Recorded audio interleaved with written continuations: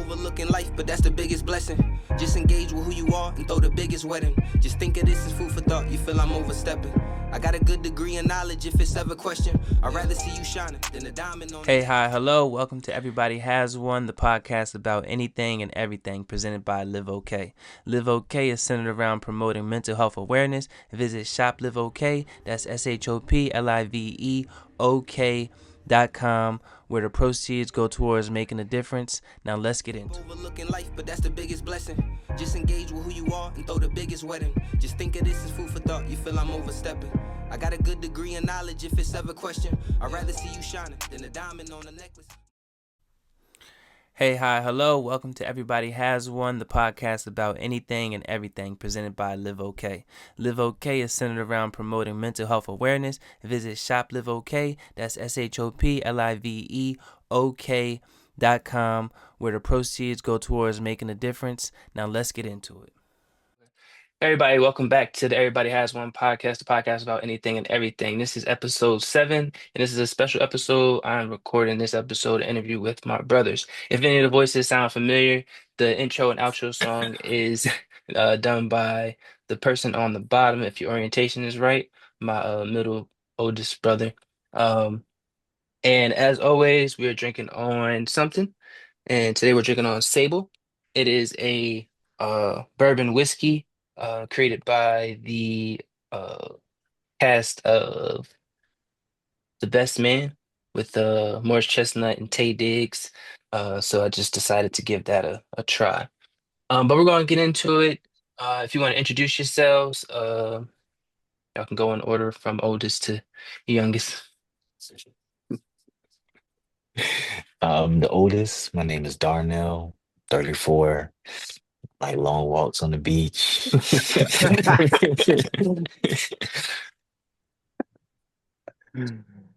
Oh, that's it? Yeah, Yeah, you just, got the just a cruncher. quick intro. Oh, okay. Well, I'm Teddy, technically Theodore, the middle child, second born, however you want to say it. Um, I'm an artist. I like to write poetry. Nah, that's it. Turning 32 in a couple weeks. Woo, woo, hey, hey. And y'all already know who I am. So just to start it off, deep space or deep ocean, giving the necessary materials to survive for at least a month. Okay. I'm still going deep space, man. I'm just cool off the water, man. Yeah, deep space for me. At least I get to see some pretty things before I go. And remember, deep ocean is like underneath the surface. Yeah. I got the So stuff to survive for a month. Or I'm month. gonna do my best to get from the deep ocean up to the surface in that month. And if I don't, then I'll stay I don't mind being at the bottom ocean. I got the material to survive. All right, so we got one deep ocean and one deep space. All right, so let's get into the necessary questions. Starting off with Darnell, growing up as the oldest, how do you think your experience was, or how do you feel being the oldest? When I was the oldest, while we were kids, it didn't mean anything because it just meant that I was just the oldest. That meant I had more. My mommy expected more of me. I couldn't do things. It seemed like every time I had a birthday, it'd be like, "You 13 now. You can't be doing this. You 14 now. You still doing that." So that's why I used to be. I just be dreading like a birthday because I knew that speech would be coming the first time I did something wrong. But now, as I'm older, like as an adult man with a family now, it just my lens has just changed now, so that I feel more of a father figure bond toward you guys, even though we brothers, in this aspect where I just care about, what you're doing with your life, who you bringing into your life, and how you progressing. Um, but that's probably pretty much how I would say as the oldest. It ain't like I ever felt like I was had all the responsibility or that, y'all was actually more like my sons than my brothers. It never was like that until I became an adult and I just kind of felt that fatherly, instinct for you guys, only in the sense that I care about you and I just want the best for you. Gotcha. And Ted, as the middle child, uh, they always say the middle child is the worst child. Do you or not the worst, just the more rambunctious child. Do you feel that's true? Don't you throwing big words at me. You gotta slow it down. Nah, nah, I don't know. I ain't never felt like the problematic child. Like I feel like I was the problematic child, but I wasn't like a problematic child. You know what I mean? Yeah. If that makes sense. Um, it's all regular for me, I guess. Do you think you were more so the problem child since I was the baby and you got in trouble the most during our fights or after our fights? Yeah, I'll agree with that. Yeah, heck yeah. It's all my fault. Blame it on me. I was the scapegoat. Gotcha. And then you mentioned you being a family man now. How would you say life has changed for you or just your experiences being a I mean your son two now, so I guess you can still consider yourself a new father. Yeah, absolutely. I feel like in these toddler years, because they're so like, so precious, then that they're going for, they go real fast. So in that whole time, I feel like you feel like a new father, even though it's not nowhere near as much work as you're doing when they first course come out. But I feel grateful for the opportunity, but the opportunity is a task. Being a father is definitely not easy. When you take that title seriously, like I do, it's a lot of work that goes into it, and especially when they become a toddler, because they literally mimic everything you do. So if I raise my voice at my wife, or if I slam a door, or even if I just smack her butt, all that kind of stuff for him is translated. Like, he translates that, and he emulates all that kind of stuff that I do. So it's great. It's a great thing. It's a gift and a curse. No, not I guess not curse is the wrong word, but it definitely has its downfalls. Because I don't have my village as close as I would like to be. We're all spread out. So if my village was closer, I feel like it'd be a little bit easier. But the process is a beautiful one. Being able to see him grow from a little white baby to this little brown skin bundle of joy. Yeah. But it's definitely a journey. It's a process. I'm glad that I have a partner with it. I always when I was in it with y'all, I always thought, this is mommy doing it. I don't know how she's doing it, or I never even thought about how she was doing it. But now when I look back at it now, and she did it with three of us by herself, I really don't have no idea, because I have a whole wife in there, and I still be like, this nigga gotta go. So it'd be Yeah, crazy. I don't, different times, but I guess, she's strong. Women are strong, especially black women. yeah. I understand that, and I was doing not really research, but learning something the other day where it said I think it's ages 2 to about 5 where they just start mimicking the parents. Everything you do, they start doing. Uh, even calling like your girlfriend or wife Bay, they start calling them Bay instead of mom. But uh, kids are a crazy thing. Ted, I know you don't have any kids, just like myself. Um, do you feel like you're ready to have kids?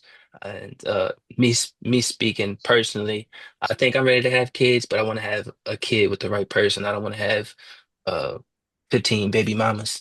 So do you feel like you're ready for a kid, or are you just waiting for that right person? Yeah, I think mentally, physically, I'm ready, but financially, I don't know if I'm there yet, man. Cause like being able to support yourself as a single dude out here is rough. You know what I mean? It ain't easy. But yeah, I think I'm gonna be a good dad. So like I'm in that aspect, I'm ready to have kids because I'm ready to just share my experiences and teach them the things I've been taught or that I've learned, and send them on their path, watch them grow and all that good stuff. But and definitely I'm waiting for the right person. But at the same time, I'm becoming a little older, so like the right person just may not be around too soon, and we might have to go the other way and just go ahead and call up that slider like, yo, let's go ahead. I Nah, be I I be feeling like that sometimes. I know I'm not actually gonna do it, but I be feeling like that sometimes because I wouldn't be able to, play basketball or football with my kid. I don't want to be no old parent. I've met some people with some old parents. They really can't do nothing. Um, so I want to have one soon enough so that, when they're around our age, we can still, well, not our age now, but when they're in their like high teens, 20s, we can still do some activities, um, get around, run with them. Um, but Don't rush it just though. for, huh? I I'm was not like, don't rushing. I'm not rush it. rushing. Yeah. I'm not rushing. I'm not You gotta rushing. say, shit, you gotta take all the time you need. I'm telling you. I feel like I said that. I feel like, we always ask for what we want. I always wanted, somebody to be able to go to them movies with. And then I got Charvet and had her for a little while. And, I wanted a family. Then when I got the family, my pockets was like, nigga, think about it. Think twice. You sure you want to do this again? Yeah, that financial aspect is crazy. Yeah, bro. Uh, I just realized when Hendrix go to school, we'll save $10,000 a year. We pay $10,000 a year in daycare, and that's really probably the minimum, because we pay like almost $200 a week. yeah, That's and like it's the and, minimum. and it's probably going to be saving more because inflation and everything, prices going up. So you might be Yeah, bro. saving 10 now, which might turn into 15 when he's actually going to school. 10,000. I can use that on the down payment on a house. Yeah. No, that's Um, But for the public's awareness, um, my older brothers have the same father. I have a different father. So going into my next question, which still pertains to fatherhood, do you feel like not having an active father uh, in your life uh, changes the way that you want to parent, or would you model, or do you model your parenting aspect? Uh, as after some of the father figures that may have came and gone in your life. no, you got a kid. Go ahead, let you answer first. I think that I didn't even realize it right until you just said, that we got a different father. And of course I know that, but I just really thought about how the fact that Big Thomas was a real good role model for us. Like I didn't think about it until just right now. Like, but him picking you up and the bond that y'all just seeing y'all had that. I know thinking as a kid, I was envious of that. And I love that Big Thomas used to take us to the movies with y'all. Like he wouldn't just come and get you. He would take us with him, whether y'all was going to Chuck E. Cheese or what a skyrocket or whatever the case, he would always, not always, but he, if he was coming down and y'all wasn't staying the, weekend with him, he would take us with him to the movies or whatever the case may be. He took we seen Hard Knocks together, and I'll never forget that. Like, it was my first time ever crying for a movie when G Baby died. Yeah. And Big Thomas took us to that movie, and I'll never forget that. And I definitely appreciate that. So between him and Poppy, those were really the role models I had. We came across some more as we got up, grew up, but those were the kind of two main ones for me. And so, um, the absence of my father definitely presented a void for me. So I know that that's not what I wanted for my son. So, that alone was the fuel enough for me. And I'm just thankful that I had, a couple role models to show me, because half the battle with parenting is just showing up. Mm. If our dad was still who he is, but he just showed up to events and showed up, to talk or just showed up just to be there, he could still not be a good person or maybe a good man, but maybe he could still have a relationship with us if he just kind of showed up. And so, not for me, my motto was just kind of like showing up and I'm gonna show out, I'm gonna be there for every event. I'm gonna push you into everything, I'm gonna let you do your own thing, but I'm just gonna be there with you. It's never gonna be a question of is my dad gonna support me or, I wonder if my dad's gonna come. Like one of my what hurt me, like when we went to Papa's funeral and I seen you get to embrace your dad at the casket, like when we put him in the ground, that don't hurt me a little bit because I was like, I would like to have somebody to embrace like that. I was a little bit envious at that moment, so I know I would never let Hendrix go through that. And Ted, before you answer, just two things.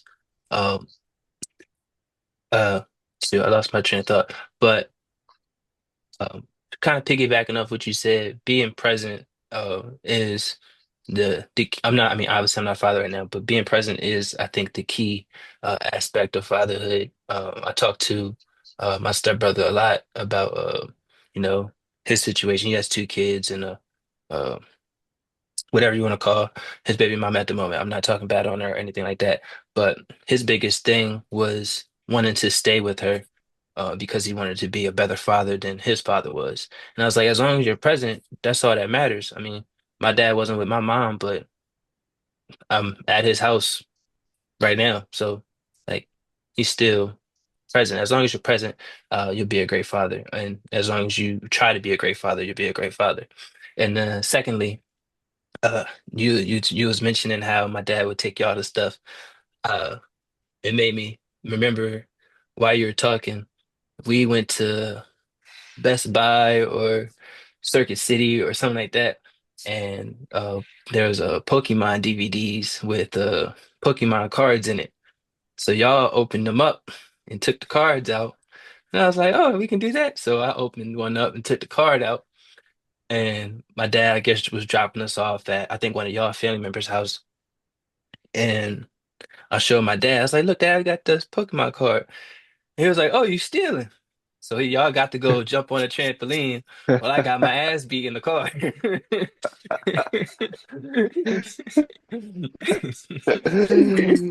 Oh, that's funny. I didn't know that. Yeah, I didn't Yeah, know that either. And I feel like I remember stealing the Pokemon cards though. I feel like I remember what they look like. yeah. Open up the new Pokemon DVD, and there was a card, and I got the whooping. He was my dad, so he can't beat y'all. You But know what Ted, though? go ahead. Um, I probably took a lot of the brunt whoopings for you too. So you know what I mean? At least Yeah, you got to even know out. how I felt for a little bit. Heck no, it ain't even out. At least you just got to know what I felt for a little bit. Uh, But now to answer your question, um, I feel like when with my father not being present either, like I don't want to parenting wise, I just don't want to do anything, won't be anything like him, to be honest. Like I mean, it really ain't got nothing to go off of to further, but I just know do the opposite of what he did, and I think I'll be straight. And then from the mommy side, like yeah, I want to be loving and stuff like that, but I feel like mommy didn't really, mommy wasn't too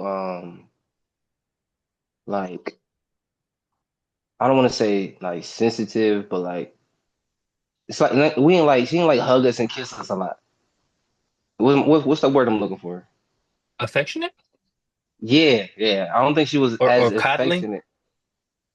Either one, I guess. Okay. Just to me, it don't seem like she was as affectionate. So it's like some things I would take from her for the most part, but parenting wise, like I just think I'm gonna go ahead and do my own thing. I think they do it does have an effect on the way I want to parent, but only with mommy stuff, like only the good parts. Thanks for listening to the Ramblings of a Madman. If you want to come on and have a conversation, feel free to message me at the email in the bio. I'll get back to you as soon as I can. Life is about choices. It would be great if you choose to like, share, and subscribe. Stay safe and be Shit great. ain't perfect, but Love. ain't no complaining. I know my shit is different, I just can't explain it. Food for thought.